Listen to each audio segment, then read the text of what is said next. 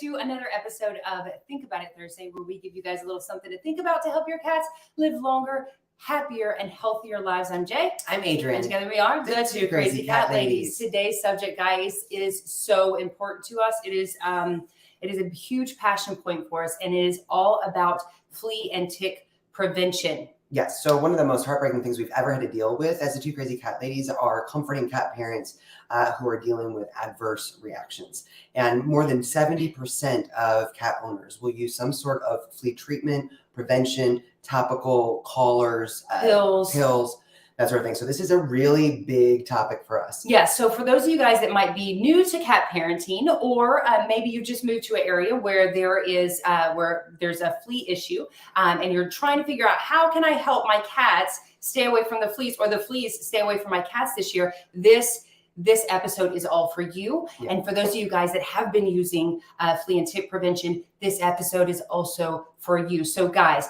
as Adrian said, over 70% of cat parents use these different types of flea medications on their cats every year. The things that we should know when it comes to these products are all the ones that you see commercials about, like all the big name ones and whatnot. They either have a isozazoline compound or a Fipronil. Those are just two big words to say horribly scary pesticides, right? Well, that's what flea and tick prevention or treatments are, is a pesticide or an insecticide, and those are categorized as poisons, right? So yes, they're in doses that are supposed to go into our cat system and deal with the fleas. What I find appalling is that they know that what causes death in those fleas is hyperactivity. Like, it basically makes their brain explode, and that's what kills them. Brains explode. Yes. Right. And so last year, the FDA, this is on FDA.gov, so you can go to the FDA website. The FDA issued a warning about potential adverse events using isozazoline flea treatments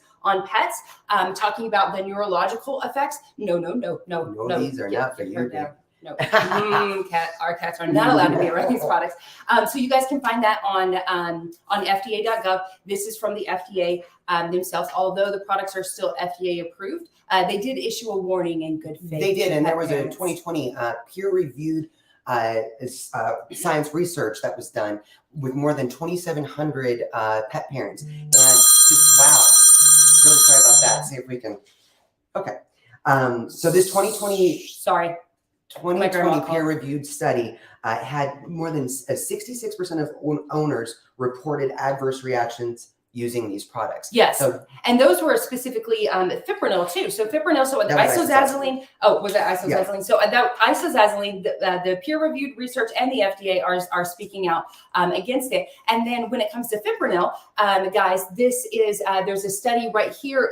This one was a couple years ago, 2020, about how these treatments are actually poisoning the rivers in England because because the dogs and cats are getting into the water or near the water, and it's actually poisoning their waters. 38 times the concentration, 38 times above the safety limit, and 99% of the 20 rivers that they tested had this 38% toxicity in it. So it's remarkable how powerful these are. Yeah, and in fact, there was also one study that showed that just one little application, I don't even want to open it, so I'm not opening it, but inside there's one little application for your cats, so small, it's like the size of a quarter. Thank you, Rodney Habib, for this information. Showed that that one application can kill up to 60 million bees.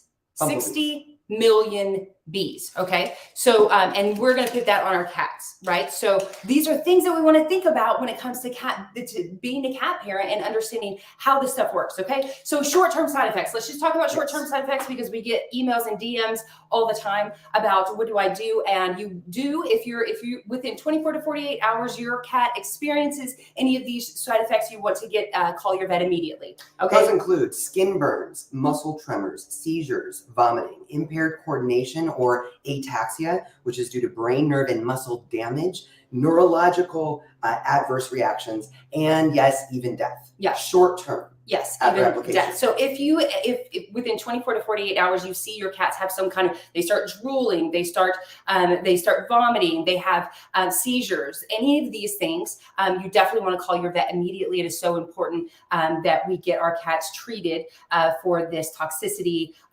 poison. Yeah. It's basically them being poisoned, right? So, but this is the bigger thing. Because a lot of you guys, I know you're in the comments right now, I use this product every year. I use this. I've never had a problem. My cats always get this. My cat, keeps the fleas away. This is great. For those of you guys that have been using these products, you have to understand that now the research is out there and there is no such thing as no side effect when it comes to this. Maybe your cat doesn't within 24 to 48 hours drop dead. Maybe they don't have a seizure. Maybe they're not drooling. Maybe they are okay within 24 to 48 hours. But this study from the Environmental Science and Technology, guys, it's like 20 pages long, and it has so much information.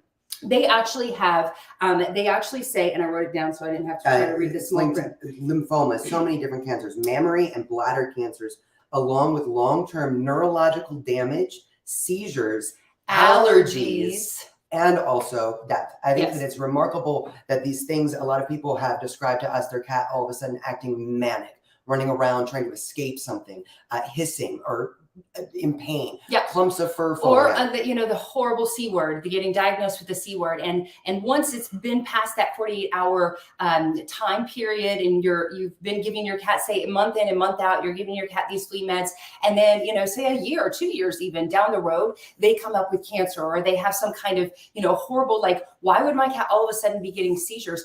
Or have cognitive issues, or have neurological issues. These are things, guys, that we have to think about as cat parents. Is that it's not just what's happening right now; it's what will happen in the future if we continue to make our cats toxic. Well, and I do want to say, you guys, there's so much information that's already right here in front of our faces. For example, a flea collar. The very first thing that it says on it, and it says harmful if swallowed or absorbed through the skin. This is a flea collar. And the very first thing that it says on caution is harmful if swallowed or absorbed through the skin. Guys, the reason that you use this is so that it will absorb through your cat's skin and keep the fleas away. We're not even opening this one because that's the purpose of it, right? So one of the best things that we can do as informed cat parents, one of the best things that we can do, if, say, you're in a position where you're like, listen, I don't know any other way. The fleas are really bad. I have to use something toxic on my cats. Then you can just read the labels, right? You want to really read the labels, read the fine print too. You were just reading the main ingredient in this one also is I can't pronounce it, tetrachloro. Right, something. So it's basically. But look up the main ingredient in these pesticides or insecticides. And it says on the back can cause cancer, right? Yes. So these are things that you want to read the fine print. We want to be educated before we apply these things to our cats. Now the good news is there are plenty of all natural ways that we can help our cats battle the fleas, right? If they're indoor cats, there are so many natural products. We have one, it's called Fleax, Feline Essential Fleax. We're not here to sell you a product. Literally, there are so many out there. There's Diatomaceous Earth, there's Wonderside, there's Dr. Mercola has it. There's a lot of amazing natural flea products on the market, safe, that you don't have to worry about these horrible side effects of long term. And that you can use, especially if your cats are indoors and they're not, always going to be exposed to fleas, then that's usually enough. But if you are in one of those areas where you're like, listen, I've tried your product, I've tried everybody's product, the fleas are really bad here, and there's no natural remedy that will actually keep the fleas off of my cat, and you say you do need to use one of these, first read the label. Read the label, make sure if you're going to your vet, ask your vet, what are the potential side effects? Read me the potential side effects so that you can make an informed decision on which product that you're going to use. And then join us next week for Think About It Thursday, because we're going to be talking about how you can detox your cat from these chemical medications if you are, say you've already started it, or say you need to use it in the future. Well, and I want to, one last thing before we go, because I'm really excited about next week's topic as well, because when cats or dogs are using these products, they literally find these in every major organ in their body. It's not just that it's like, oh, poof, the fleas are gone. It's in their brain, their liver, their everything, their spleen. It goes through everything. So you guys, if we do have to be in a position where one of these kind of products is used, then it's so important and so proactive to give our cats' bodies a chance to detoxify. So do not miss it next week. So don't miss it next week. And we will also be giving you guys a few recipes on how you can at home help keep the fleas out of the house. Thank you guys so much for joining us. We will be live for Back in the Closet podcast in about 20 minutes. Mwah. Love you guys.